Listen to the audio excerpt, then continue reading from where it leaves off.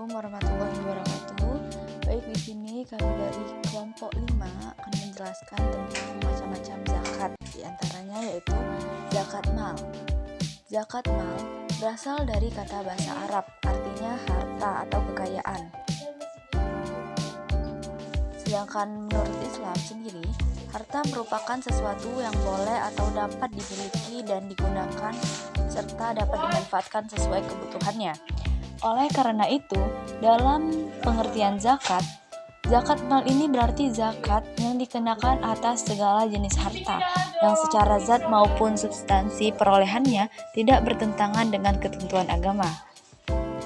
Sebagai contoh, zakat mal ini terdiri atas simpanan kekayaan seperti uang, emas, surat berharga, penghasilan profesi, asas perdagangan, hasil barang atau hasil laut, serta sewa aset dan lain sebagainya. Adapun syarat harta yang terkenakan kewajiban zakat mal yaitu sebagai berikut. Yang pertama itu kepemilikan penuh, yang kedua harta halal dan diperoleh secara halal, yang ketiga harta yang dapat berkembang atau diproduktifkan atau dimanfaatkan, yang keempat mencukupi nisab, dan yang kelima bebas dari hutang, yang keenam mencapai haul, dan yang ketujuh dapat ditunaikan saat panen. Kedua yaitu zakat emas. Zakat emas adalah zakat yang dikenakan atas emas.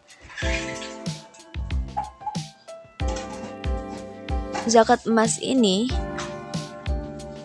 ada di dalam Al-Quran surah At-Taubah ayat 34, yang artinya, dan orang-orang yang menyimpan emas dan perak dan tidak memanfaatkannya pada jalan Allah, maka beritahukanlah kepada mereka bahwa mereka akan mendapat siksaan yang pedih. Kewajiban zakat emas dan perak juga didasari dari berbagai hadis lainnya. Salah satunya adalah hadis riwayat Abu Dawud rahimahullah, yaitu, jika engkau memiliki perak 200 dirham dan telah mencapai haul 1 tahun, maka darinya wajib zakat 5 dirham. Dan untuk emas, Anda tidak wajib menzakatinya kecuali telah mencapai 20 dinar, maka darinya wajib zakat setelah dinar. Lalu, dalam setiap kelebihannya wajib dizakati sesuai profesinya. Hadis riwayat Abu Dawud. Syarat emas dan perak yang wajib dizakati, yang pertama itu milik sendiri, artinya kepemilikan atas emas tersebut dimiliki secara sempurna dan sah, bukan pinjaman atau milik orang lain. Yang kedua yaitu sampai haulnya, artinya emas tersebut sudah tersimpan selama 1 tahun berjalan. Dan yang ketiga yaitu sampai nisabnya, artinya emas yang dimiliki sudah mencapai batasan untuk dikategorikan sebagai harta yang wajib dizakati. Untuk nisab zakat emas sendiri sebesar 85 gram. Nisab dan cara menghitung zakat emas dan perak.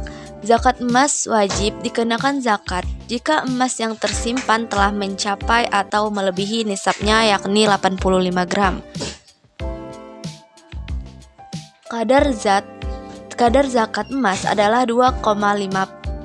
Sementara itu, zakat perak wajib ditunaikan jika perak yang dimiliki telah mencapai atau melebihi nisab sebesar 590 gram. Kadar zakatnya ialah 2,5% dari perak yang dimiliki. Cara menghitung zakat emas yaitu 2,5% jumlah emas atau perak yang tersimpan selama 1 tahun. Contohnya, Bapak Fulan memiliki emas yang tersimpan sebanyak 100 gram, melebihi nisab, maka emasnya sudah wajib untuk dizakatkan. Jika ingin menunaikan zakat emas dengan uang, maka emas tersebut perlu dikonversikan dulu nilainya dengan harga emas saat hendak ingin menunaikan zakat. Misalnya 800.000 per gram, maka 100 gram senilai 80.000. Zakat emas yang perlu Bapak Fulan tunaikan adalah 2,5% dikali 80.000, yaitu sama dengan 2.000.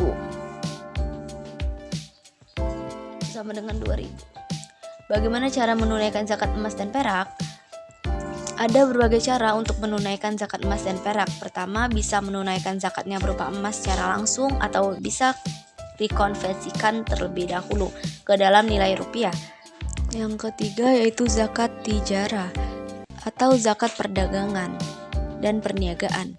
Adalah zakat yang dikeluarkan atas kepemilikan harta niaga alias aset yang diperjualbelikan.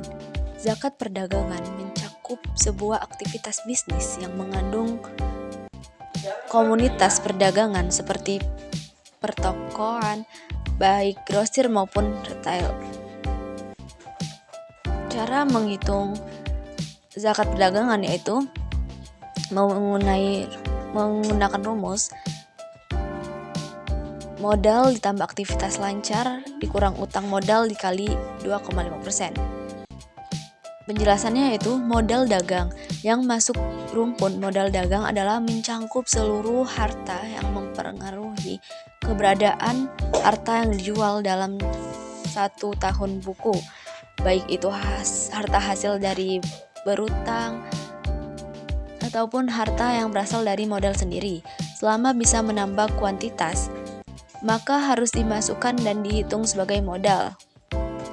Aktivitas lancar yaitu bagian yang dimaksud dalam rumpunan aktivitas lancar.